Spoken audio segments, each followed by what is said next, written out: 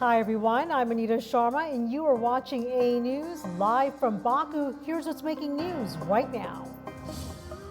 The president of South Korea's surprise martial law declaration sparks chaos in Seoul. The defense chief offers his resignation. The French government faces a no-confidence vote that could lead to the end of Michel Barnier's short-lived administration. And the United Nations sounds the alarm on Syria's escalating humanitarian crisis. We begin with the motion to impeach South Korea's president. It is expected to be presented in Parliament tomorrow. Ahead of that, the defense minister tenders his resignation over the martial law. According to the ministry, Kim Yong-hoon apologized to the public for spreading confusion and causing distress. Kim says he will take full responsibility for the martial law. He will remain in his role until the president accepts his resignation. The president has not yet commented. In France, the National Assembly is debating two no-confidence motions that are certain to oust the fragile coalition of Prime Minister Michel Barnier. The motions follow Barnier bypassing Parliament to pass the Social Security budget. A no-confidence vote in the French Assembly could spell the end of a short-lived administration of Prime Minister Michel Barnier. It's over Barnier's actions on Monday which saw the Premier force through the Social Security budget without a vote. Barnier's budget seeks to rein in France's spiralling public deficit through €60 billion in tax hikes and spending cuts. But it's been opposed by politicians from both the left and far right. The far-right national rally of Marine Le Pen is expected to vote for the motion put forward by the left, giving it enough numbers to pass. The Prime Minister says ousting him from power might worsen the political situation in the country. The situation is difficult in terms of the budget, in terms of finance. I'm also very vigilant when it comes to financial markets, which I know quite well. It's very difficult in economic and social terms, as I've just said. One thing I'm sure of, Mr. Chassaigne, and keep what I say today in mind, is that the vote of no confidence, when we see each other again, will make everything more difficult and more serious. If Barnier's government falls, 63% of polls say they would be in favour of French President Emmanuel Macron resigning. However, Macron rejects calls to resign and calls such a scenario political fiction. Some French people believe the recent snap election was a bad decision by Macron. Yes, it was a loss from the start, so I thought this would happen sooner. So yes, I was expecting it, and it would be a real catastrophe for the country. Barnier will be the first French government to be forced out by a no-confidence vote in more than 60 years, at a time when the country is struggling to tame a budget deficit. Recent reports from Mediapart and other sources raise questions about the funding and independence of the Organized Crime and Corruption Reporting Project. The OCCRP is known for its high-profile investigations, including the Panama Papers.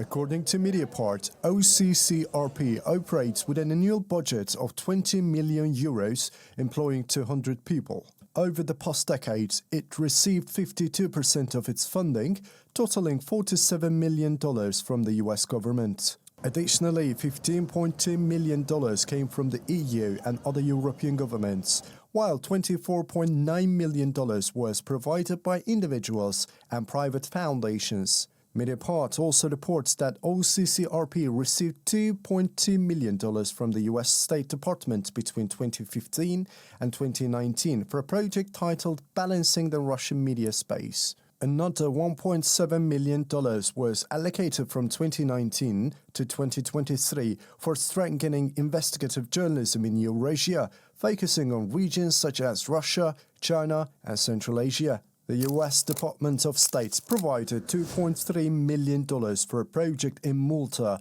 and Cyprus to expose corruption and enhance investigative journalism, as detailed in federal funding records.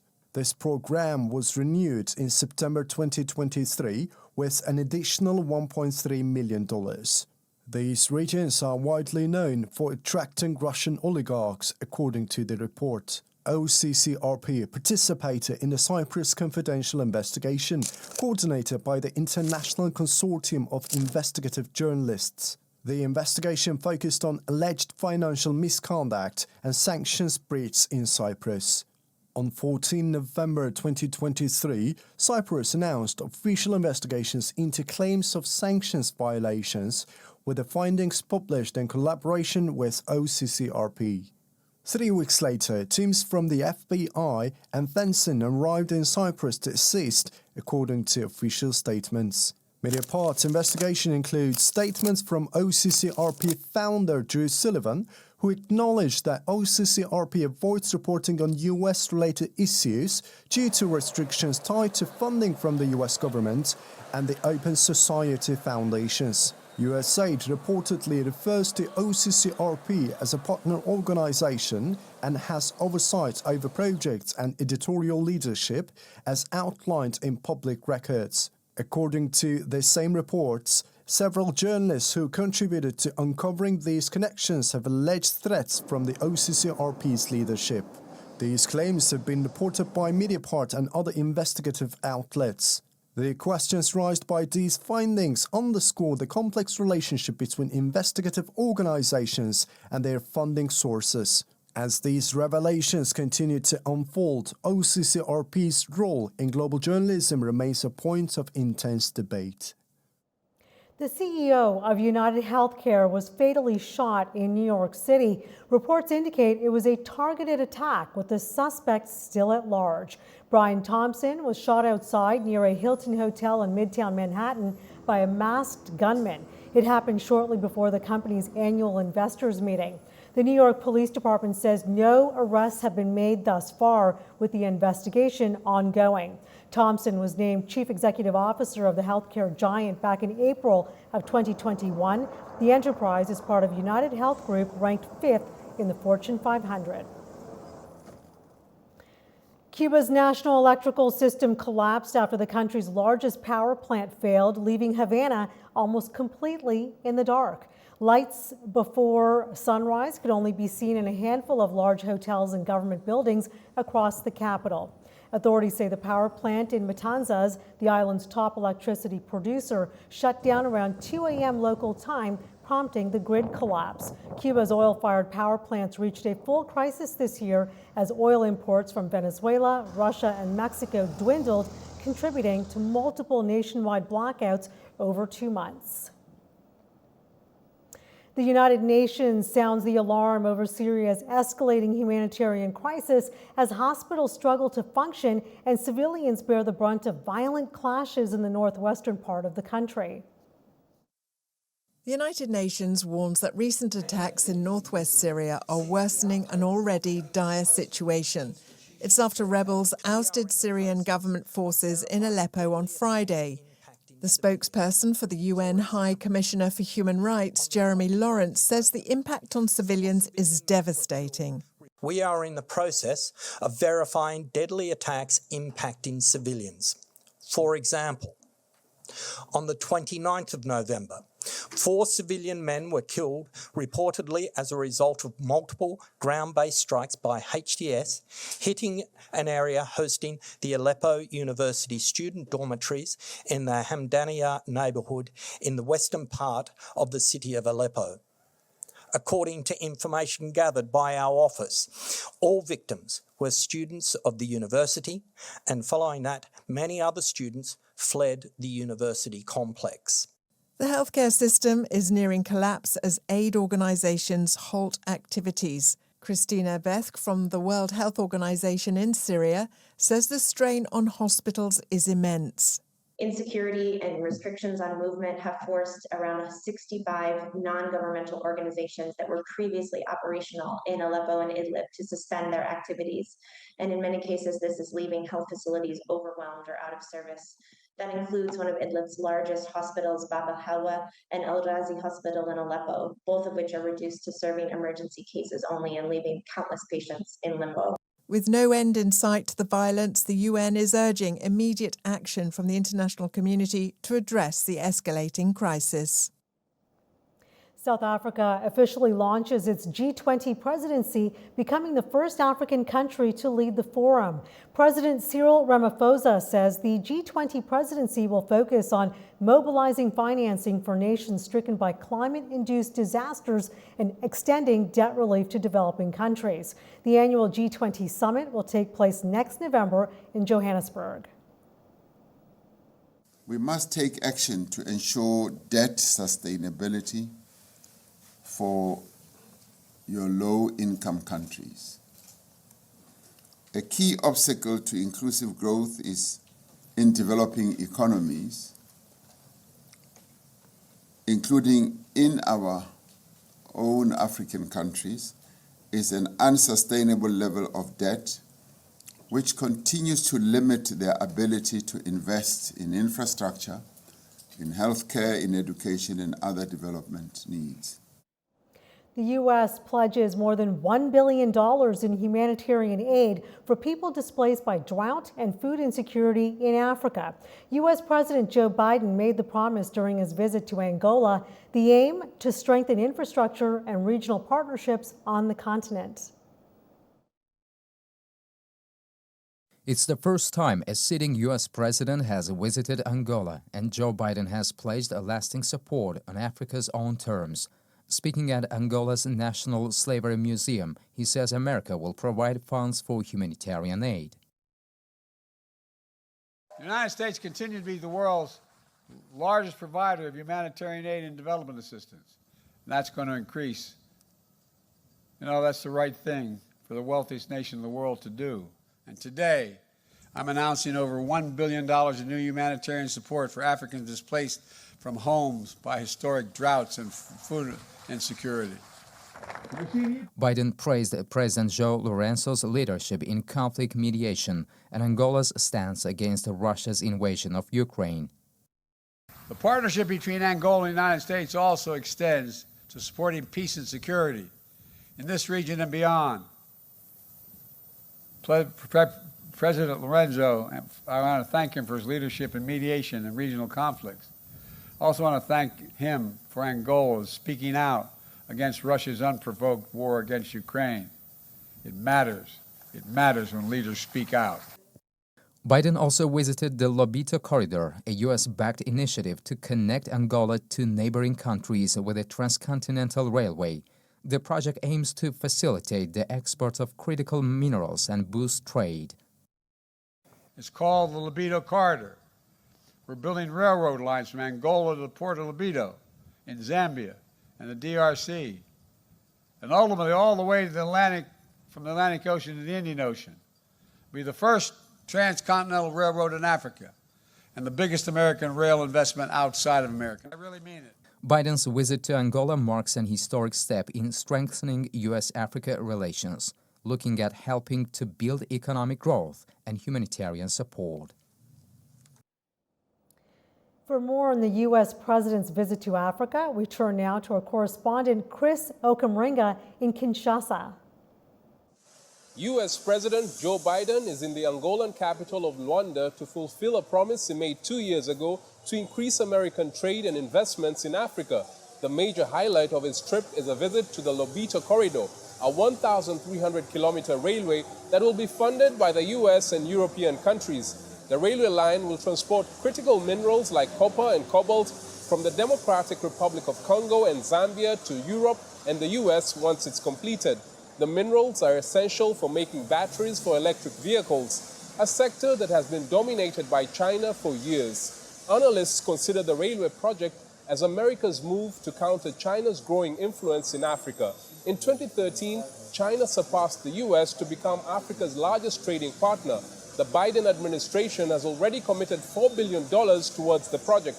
The first phase of rehabilitating the track between Angola and the DRC border is already complete. Officials are now working on the second phase of the project. President Biden said the future of the world is in Africa while meeting his Angolan counterpart, João Lourenço. The funding of the railway project comes a month before President Biden leaves office for Donald Trump, who won the election with a promise to put America first. Officials say the project will connect Africa's Indian Ocean coast and the Atlantic port once it's completed by the end of the decade. U.S. President Joe Biden's visit to Angola is the first time a sitting president has visited sub-Saharan Africa since 2015. Chris Sochamringa for AnewZ in Kinshasa, Democratic Republic of Congo. Russian President Vladimir Putin urges the government and central bank to coordinate their efforts to curb high inflation. Speaking at an international investment conference organized by Russia's second largest lender, VTB, in Moscow, Putin said increasing the supply of goods and services to match demand was the way to rein in price growth. This after the country's central bank governor said annual inflation hit almost 19% and is not slowing down anytime soon. I emphasize this is not an appeal or a wish, but I think a direct call to action. The colleagues from both central bank and the government understand this perfectly well. To Georgia now, and day 6 of protests over the government's suspension of European Union accession talks. Let's get more details now from our very own Nini Nikolaishvili in Tbilisi. Protests escalate in Georgia amidst crackdown on opposition. The protests against Georgian Dream Party have intensified with hundreds arrested and dozens injured, including journalists and civils. The situation on the streets grows increasingly tense. Earlier today, under orders from the ruling party, police raided the opposition party's offices and the houses of activists. Nika Varamia, leader of the opposition party, Afali, has been arrested too. Authorities have accused opposition figures and activists of orchestrating violent groups, further fueling tensions. Critics say that the government is using intimidation tactics to stifle dissent and suppress protests. The unrest began as a peaceful civil movement following Irakli Kopafides' controversial announcement about suspend negotiations with the European Union until 2028. However, the situation escalated when the police deployed tear gas, rubber bullets, water cannons, and beat demonstrators. In response, protesters resisted with fireworks and lasers. For 7 consecutive days, protests have erupted across various Georgian cities, with Tbilisi seeing the largest turnout. Each night, clashes between demonstrators and police erupt nearby the parliament building, making it the epicenter of the resistance. Thank you, Nini. Meantime, Armenian Prime Minister Nikol Pashinyan declares Armenia's relationship with the Russia-led CSTO is effectively over, marking a very critical shift in the country's security alignment.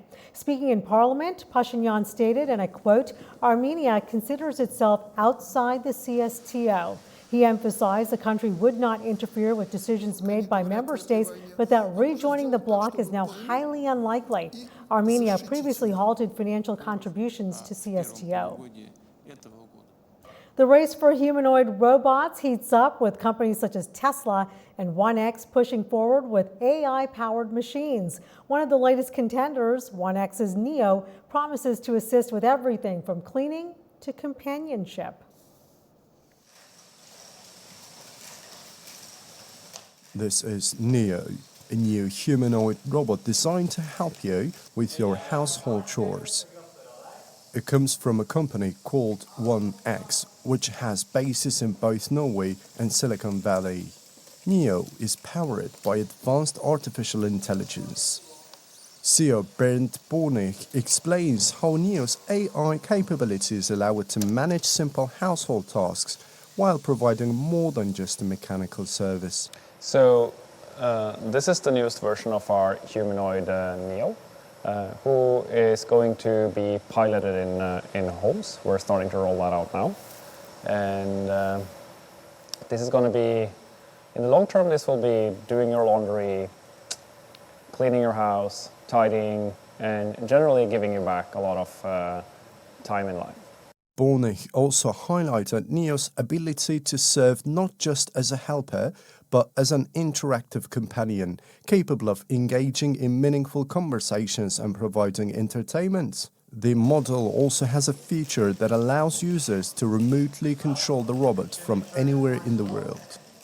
And also, we're really excited about the ability to teleoperate the robot yourself. So if you're somewhere else, you can actually teleport into your robot and do small things in your house that maybe you forgot to do, right? Like feed the cat or close the window, check that everything's okay, and also be able to have your friends visit in a different embodied version of